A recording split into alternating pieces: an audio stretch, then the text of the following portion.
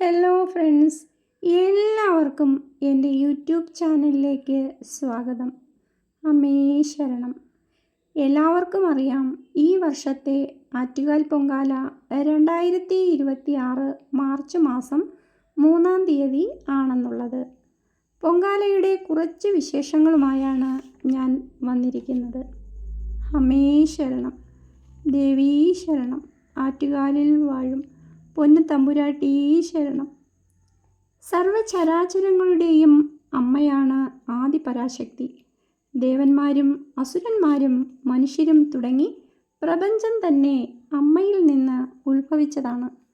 ആ അമ്മയോട് മക്കൾക്ക് എന്ത് വേണമെങ്കിലും പ്രാർത്ഥിക്കാം, അപേക്ഷിക്കാം. പക്ഷേ അത് പൂർണ്ണമായ സമർപ്പണ ഭാവത്തോടുകൂടിയും ത്യാഗത്തോടുകൂടിയും തികഞ്ഞ ഭക്തിയോടുകൂടിയും ആയിരിക്കണം എന്ന് മാത്രം.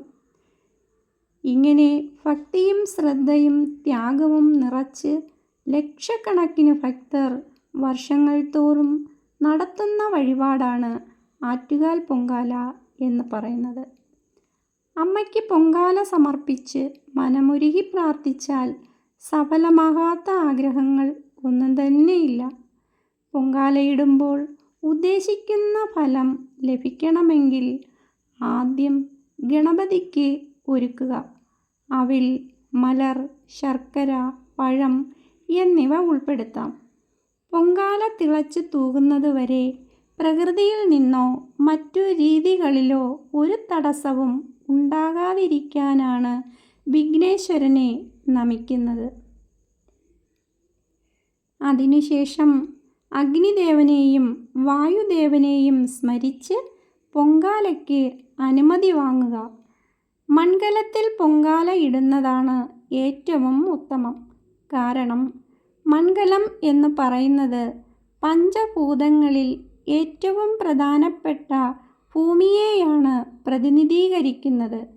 പ്രപഞ്ചത്തിൻ്റെ പ്രതീകമായ മൺകലം ശരീരമായി സങ്കല്പിച്ച് മനസ്സാകുന്ന അരി തിളയ്ക്കുക വഴി മനസ്സിൻ്റെ അഹംഭാവം നശിക്കുകയും ശർക്കരയാകുന്ന പരമാനന്ദത്തിൽ ചേർത്ത് സമ്പൂർണതയുടെ പായസം അമ്മയ്ക്ക് സമർപ്പിക്കുകയും ചെയ്യുന്നു. ആയുരാരോഗ്യ സൗഖ്യത്തിനും തലവേദന പോലുള്ള ശിരോരോഗ ശമനത്തിനും മണ്ടപ്പുറ്റ് നേദിക്കുന്നത് ഉത്തമമാണ്. ധനധാന്യ സമൃദ്ധിക്ക് കുമ്പിളപ്പ നിവേദ്യവും കുടുംബത്തിന് ശാന്തിയും സമാധാനവും നിലനിൽക്കുവാൻ വെള്ള നിവേദ്യം ഇടുന്നതും ഉത്തമമാകുന്നു. ശർക്കര ചേർത്ത പായസമാണ് ദേവിക്ക് ഏറ്റവും പ്രിയപ്പെട്ട വഴിപാട്. പൊങ്കാലയിടുന്ന ഭക്തജനങ്ങൾ 12 ദിവസത്തെ വ്രതമനുഷ്ഠിക്കണം എന്നാണ് പറയുന്നത്. എങ്കിലും വിഷമിക്കേണ്ട കാര്യം ഇല്ല. പൊങ്കാലയുടെ തലേ ദിവസം ഒരു ദിവസത്തെ വ്രതം അനുഷ്ഠിച്ചാലും മതിയാകും. ക്ഷമയുടെ പര്യായമാണ് ദേവി മഹാമായ. ക്ഷേത്രത്തിൽ നിന്നും അറിയിപ്പ് വരുന്നതനുസരിച്ച് പൊങ്കാല പണ്ടാരടുപ്പിലേക്ക് അഗ്നി പകർന്നതിന് ശേഷം ബാക്കിയുള്ള അടുപ്പുകളിലേക്കും അഗ്നി പകരുന്നതായിരിക്കും.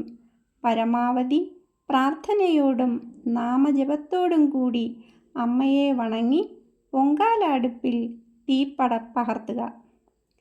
തേങ്ങയും ശർക്കരയും അന്നേ ദിവസം രാവിലെയോ പൊങ്കാല സ്ഥലത്തോ വെച്ച് ചിരകുക. തലേ ദിവസം ചിരകി വയ്ക്കുന്ന പഴകിയ ഭക്ഷണ സാമഗ്രികൾ കൊണ്ടുവന്ന് ദേവിക്ക് സമർപ്പിക്കേണ്ടതല്ല. പൊങ്കാല തിളച്ച് പൊങ്ങുന്നത് കിഴക്കോട്ടാണെങ്കിൽ നല്ല ഫലത്തെയാണ് സൂചിപ്പിക്കുന്നത് എന്നാണ് വിശ്വാസം. എന്നിരുന്നാലും മറ്റു ദിശകളിലേക്ക് തൂകിയാലും വിഷമിക്കേണ്ട കാര്യമില്ല. അമ്മ എല്ലാ വിഷമങ്ങളും കാണുന്നുണ്ട്. എല്ലാവർക്കും അമ്മ മഹാമായയുടെ അനുഗ്രഹം ലഭിക്കട്ടെ. ആറ്റുകാൽ പൊങ്കാലയുമായി ബന്ധപ്പെട്ട ചില അറിവുകളാണ് നിങ്ങൾക്ക് മുന്നിൽ ഞാൻ എത്തിച്ചത്. നന്ദി, നമസ്കാരം.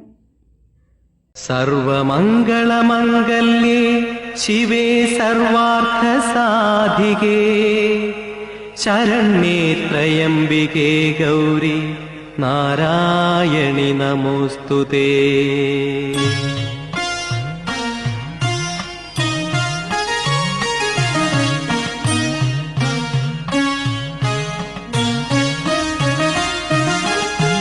ആറ്റുകാലിലമ്മേ അമ്മേ ആറ്റുനോറ്റു വന്നു ഞങ്ങൾ നിൻ പദാരവിന്ദം തേടും ഭക്തഷഡ്പദങ്ങൾ. ആറ്റുകാലിലമ്മേ അമ്മേ ആറ്റുനോറ്റു വന്നു ഞങ്ങൾ നിൻ പദാരവിന്ദം തേടും ഭക്തഷഡ്പദങ്ങൾ.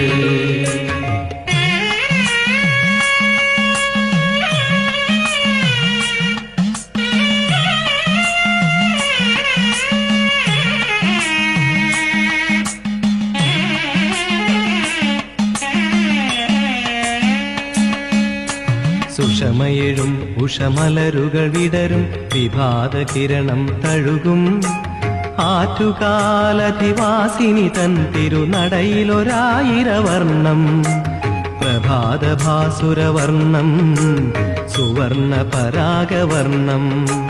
സുഷമയെഴും ഉഷമലരുകൾ വിടരും വിഭാത